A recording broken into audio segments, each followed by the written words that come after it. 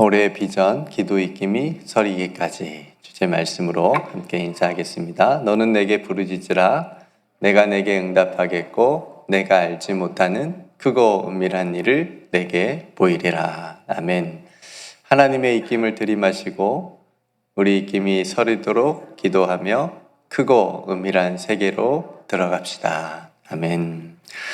오늘은 마가복음 기입세 17번째 시간으로 왜 그들은 예수님을 믿지 못하고 배척했을까? 제목이 좀 깁니다. 이 제목으로 같이 말씀을 잠깐 나누겠습니다. 오늘 본문은 우리 예수님께서 지난 시간에 우리가 말씀을 나누었죠. 12살 난 회당장 야이로의 딸을 뭐라고 하시면서 일으켜 세우셨죠? 달리다 쿰, 달리다 쿰 하시면서 일어나게 또 하셨고, 또 12년 동안 혈루증 앓던 또 여인을 또 고쳐주시고, 또 이렇게 이런 사건이 있는 곳을 떠나서 이제 고향으로 제자들과 함께 가시는 장면부터 오늘 본문이 시작을 하고 있습니다. 우리 예수님의 고향이 나사렛이시죠. 나사렛으로 이제 가셨는데, 여러분들의 고향은 어디시고 또 여러분들의 고향에 대한 이미지는 어떠신지 한번 나의 살던 고향을 한번 떠올려 보시겠어요? 네.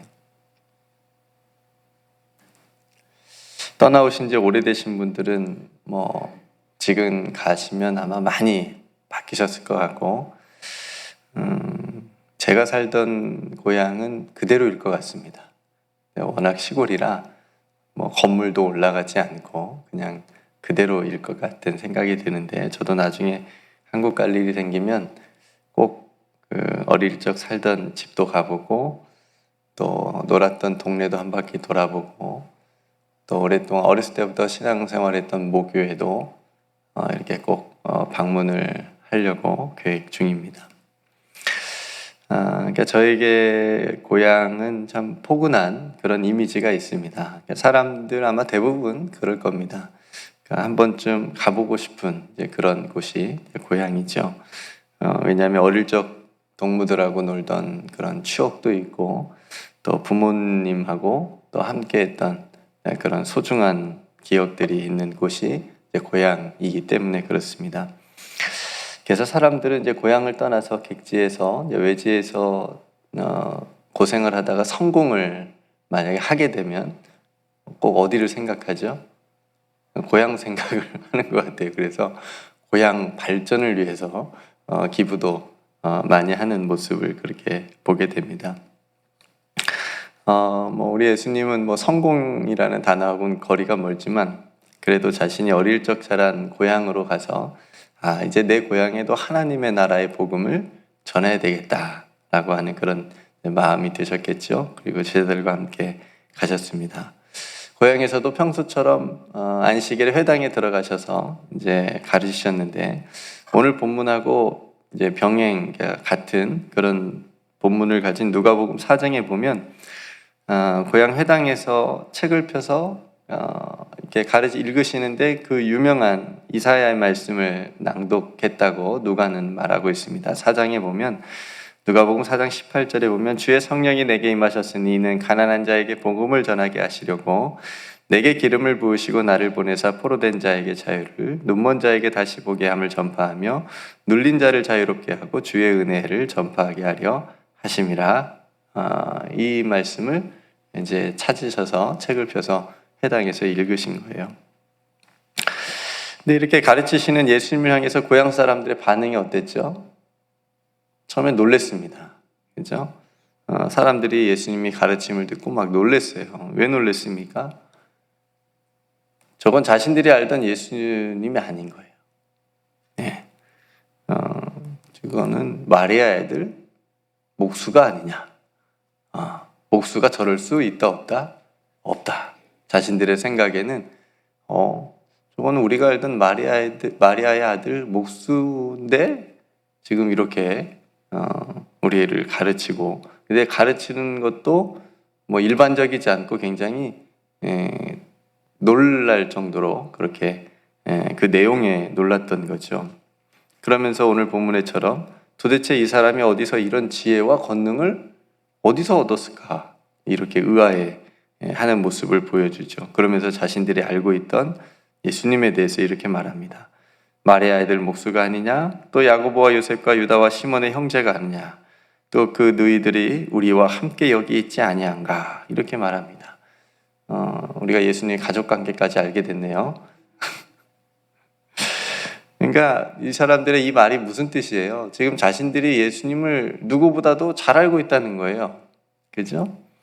가족도 알고 집에 숟가락이 몇 개인지도 지금 알고 있다는 뜻이에요. 그죠? 그리고 지금도 이웃사촌하면서 예수님의 가족과 지내고 있는데, 야, 이거 놀랄 일이다. 이거 도대체 무슨 일이냐? 그러니까 이제 고향 사람들의 문제는 뭐냐면, 자신들이 알고 있는 그 예수의 모습에 고정되어 있는 거예요. 거기에 딱 멈춰 있는 겁니다. 예수님을 보는 눈이 그냥 말의 아이들 목수에 딱 멈춰 있고 누구의 형제로 그냥 딱 멈춰져 있기 때문에 지금 예수님이 하나님 나라의 복음에 대해서 가르치는데 그게 들어와요? 안 들어와요? 안 들어오는 거죠. 안 들어옵니다. 그러니까 자신들이 알고 있는 예수님에 대한 생각에 갇혀 있는 것을 보게 됩니다. 이건 우리들도 마찬가지일 수 있어요. 어렸을 때부터 우리들도 배우고 보고 자란 이런 것들, 이런 생각들, 신앙적인 고정관념들, 편견들이 그런 것들을 우리도 가지고 있을 수도 있어요. 그래서 어떤 것들은 이건 절대 안 돼. 신앙적으로. 나는 그거는 용납 못해. 타협 못해. 아무것도 아닌데. 네, 그래서 이거를 쓸데없는 고집이라고 얘기할 수 있는데, 그래서 예수님께서 가르치시고 능력을 행하시는 것을 듣고 보면서도 예수님의 구주되심을 인정할 수 없었고 또 믿지 못했습니다. 심지어 예수님 어떻게 했다고 그랬어요? 배척했다. 예수님 배척했다 그랬습니다. 여러분 한번 따지고 보면 고향 사람들이 굳이 예수님을 배척할 이유가 없었을 텐데 그러지 않아요? 왜 그랬을까? 이미 예수님에 대한 소문도 들었을 거고, 그죠? 자기 고향 사람이니까, 좁은 곳이니까. 그러니까 범상치 않은 지혜를 가지고 있다. 그리고 정말 죽은 자도 살려내는 어떤 능력을 가진 예수님께서 지금 자기들의 고향에 오셨는데, 고향 사람이 왔는데, 그러면 오히려 반대로 배척할 게 아니라 예수님을 우리 고향의 자랑이라고 그렇게 할 수 있을 것 같은데, 그럴 법도 한데, 오히려 고향 사람들은 더 믿지 않고 배척했습니다. 한번 이유를 생각해 보면, 예수님이 종교 지도자들하고 사이가 안 좋았잖아요. 그죠? 사이가 좋지 않은데, 그래서 그런 예수님을 하고 친하게 되면 자신들에게 어떤 종교적, 어떤 정치적 불이익을 당하지 않을까라는 어떤 생각이 있었을지도 모르겠습니다. 그리고 가장 큰 이유는 뭐냐면 앞에서 이 사람들이 말한 걸로 봐서는 예수님에 대한 그들이 가지고 있었던 어떤 선입견과 편견이 이들을 예수님을 구주로 믿지 못하게 하고 또 인정하지 못하게 했던 거죠. 그럼 이게 참 무섭습니다. 이 생각이 참 무서운 겁니다. 한 번 아니면 아니다. 네, 라는 생각. 그러니까 때로는 어떤 태도가 올곧게 우리의 삶을 지탱해 줄 수도 있지만 많은 경우 제가 보니까 그냥 양보해도 되는 거예요. 쓸데없는 어떤 고집일 때가 종종 있는 것을 보게 됩니다. 그러니까 쓸데없는 자존심으로 그러니까 내가 평생 잘 이걸 지켜왔으니까 다른 사람도 이걸 지켜야 된다라고 하는, 그러면서 그 안에 정죄의식도 생기게 되는 거고, 오늘 고향 사람들이 보면 배척한지라 라고 하는 말씀의 각주를 여러분들이 성경책에 한번 보십시오. 뭐라고 쓰여졌죠? 이런 의미도 담겨 있습니다. 여러분 성경책에 보면 숫자 1이라고 적어져 있을 텐데, 그러면서 뭐라고 적혀 있죠? 또는 예수로 말미암아 실족한지라. 그러니까 고향 사람들이 예수님께서 지금 가르치는 것을 듣고 또 보여주시는 능력을 보고 예수님에 대한 어떤 생각을 자신들이 가지고 있었던 기존의 생각을 깨트려야 되는데 오히려 어떻게 된 거예요? 실족하고 시험에 든 거예요. 예. 그러니까 있는 사람들이 더 한다고, 그죠? 그런 말이 있는 것처럼 아는 사람들이 더 무섭습니다. 조금 안다고 하는 사람들이 다 아는 것처럼 제일 교만해요. 예, 그런 것 같아요. 제가 주중에 한 역사학자 교수님의 강의를 들었는데 그 교수님이 시작을 하면서 강의를 시작하면서 이런 말씀을 하셨는데 제가 인상 깊게 들었습니다. 이분이 어렸을 때부터 굉장히 똑똑했대요. 서울대도 나왔어요. 박사학위도 받아서 교수가 된 분인데 어렸을 때부터 자기가 똑똑한 걸 알고 또 잘난 체를 하도 이렇게 잘해서, 왜냐면 자기가 이제 많이 안다고 생각하니까. 예. 그래서 별명이 정건방. 건방이래, 건방. 건방 떤다고. 스스로 이제 교수님이 그렇게 얘기하시는 거예요. 근데 연구를 계속하고 공부를 계속 하다 보니까 하면 할수록 자신이 모르는 게 더 많다는 것을 깨닫게 됐대요. 예. 그래서 A는 B, A는 B다 라고 확실하게 말하는 게 이게 갈수록 어렵다 라고 하는 그런 겸손하게 고백하는 모습을 보게 되는데, 근데 자기가 보니까 조금 아는 사람이 A는 B라고 확실하게 그렇게 목에 핏대를 세우고 얘기하는 것들을 보면 좀 그렇다고 그런 말씀을 하시는 것을 보았습니다. 저는 이게 학자의 자세라고 보여집니다. 겸손하게. 그죠? 얼마나 많이 알겠어요. 얼마나 많이 공부를 했겠어요. 그럼에도 불구하고 내가 모르는 게 훨씬 더 많구나. 이런 자세. 저는 예수님을 믿는 자세도 이와 비슷하다고 생각이 되어집니다. 우리가 하나님을 잘 모르죠. 그렇죠? 말씀을 통해서 또 신앙생활을 통해서 하나님께서 우리에게 보여주시고 가르쳐 주시는 것을 우리가 그거를 받아들이고 믿고 알 뿐이죠. 그러니까 하나님의 역사하심에는 한계가 없다라고 하는 것을 우리가 항상 잊지 말아야 됩니다.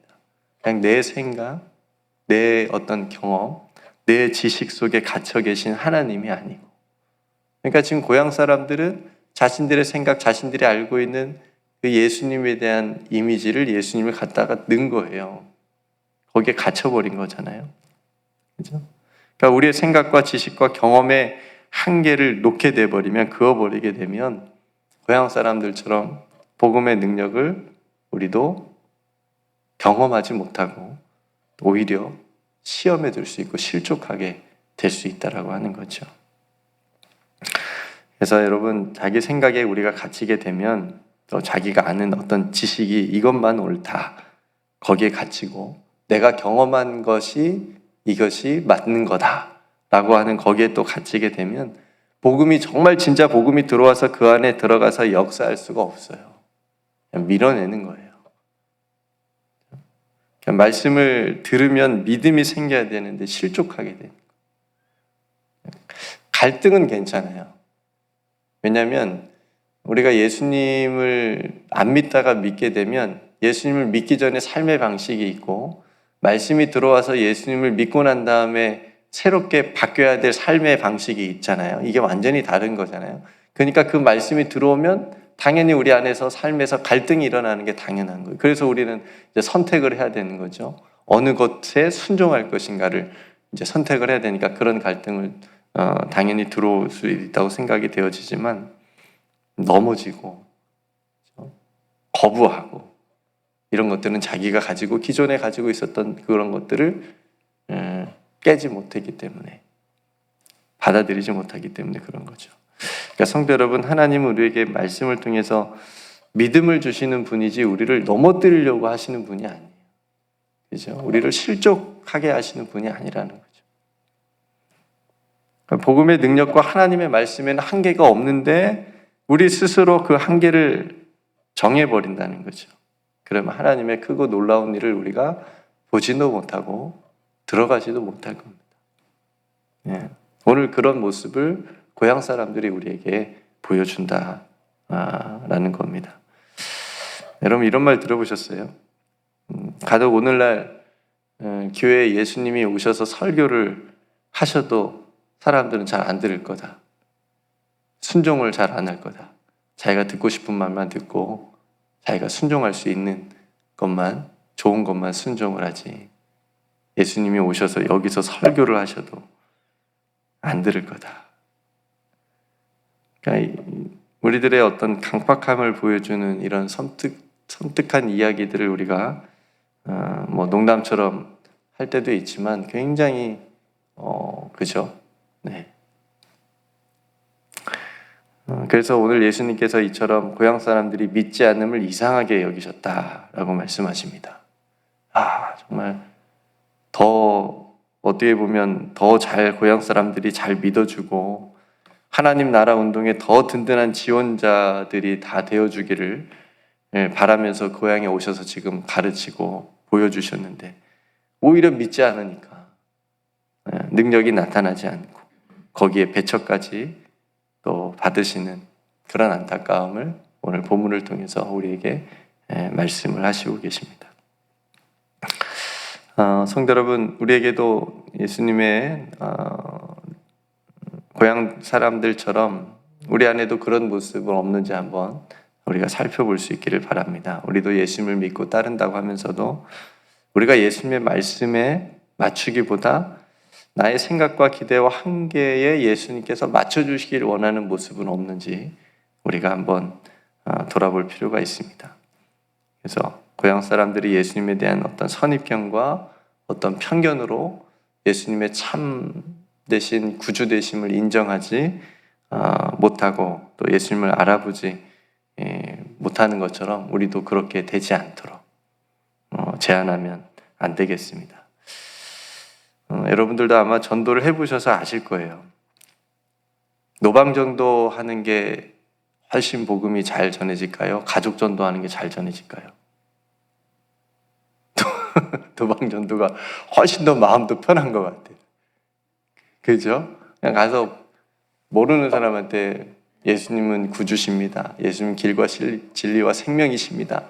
이렇게 막 외치고 또 이렇게 전도지도 주고 그러면 그분들 또 하나님께서 예비하신 영혼들은 또 전도지도 기쁜 마음으로 받고 당신 교회 어디십니까? 저도 한번 나가보고 싶습니다. 막 이렇게까지 그런 일들도 일어나는데 믿지 않는 가족에게 전도지 주고 그럼 뭐 관심도 없고 쌩하고 네.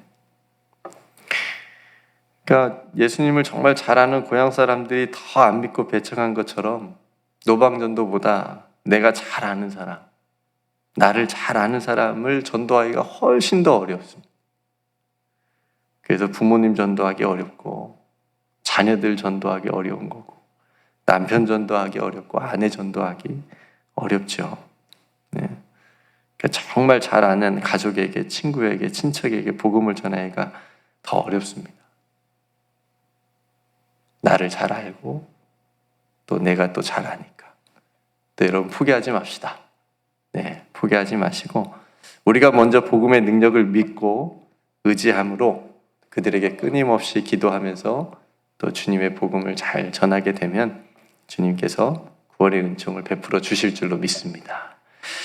그러니까 오늘 구원의 입김은, 기도의 입김은 하나님의 말씀과 복음의 능력을 우리들의 생각과 지식과 어떤 경험에 제한하지 말자는 거예요.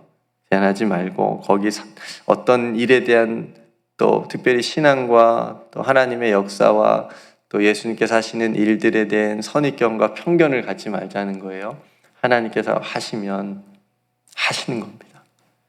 제한하지 말고 우리가 온전히 믿고 신뢰함으로 내 안에서 먼저 내 삶에서 역사하도록 그것을 가족들이 보고 나를 잘 아는 사람들이 보고 예수 그리스도를 함께 구주로 고백할 수 있는 그렇게 나아올 수 있도록 그래서 나를 잘 아는 소중한 사랑하는 사람들 내가 아는 소중한 사람들에게 내가 복음을 전할 때 그들이 잘 듣고 주님께 돌아오도록 그 영혼들을 위해서도 또 오늘 기도했으면 좋겠습니다.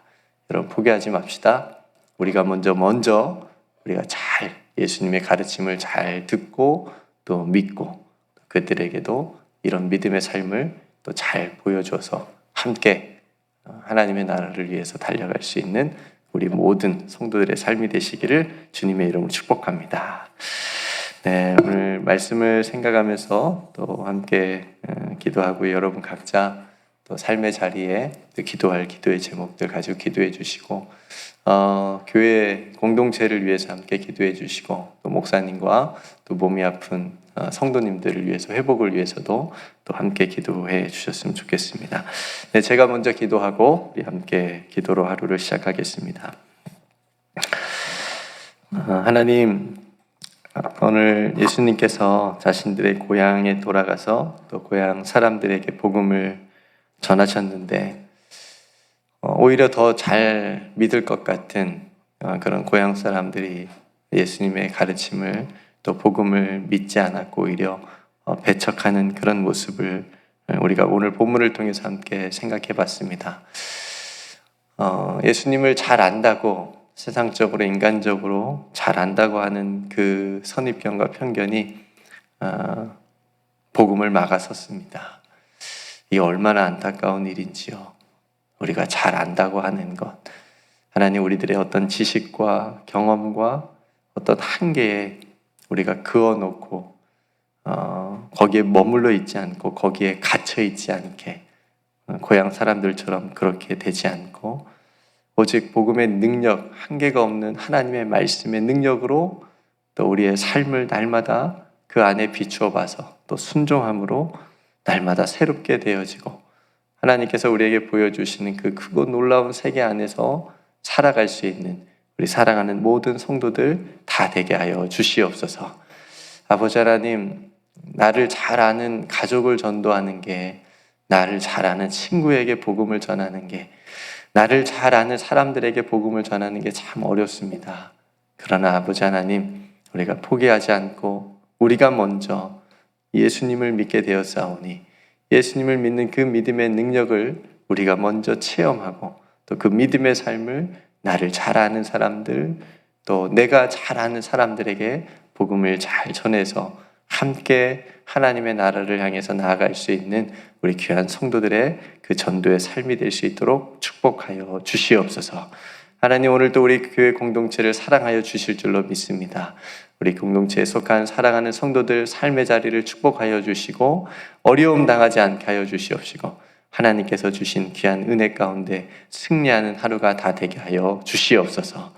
담임 목사님 회복을 위해서 기도하오니 그 연약한 부분을 만져주시고 영육간에 강건하게 하여 주시옵시며 또 몸이 연약한 성도들의 삶도 그 몸도 지켜주셔서 또 주일에 건강한 모습으로 함께 볼 수 있도록 큰 은혜를 더하여 주시옵소서.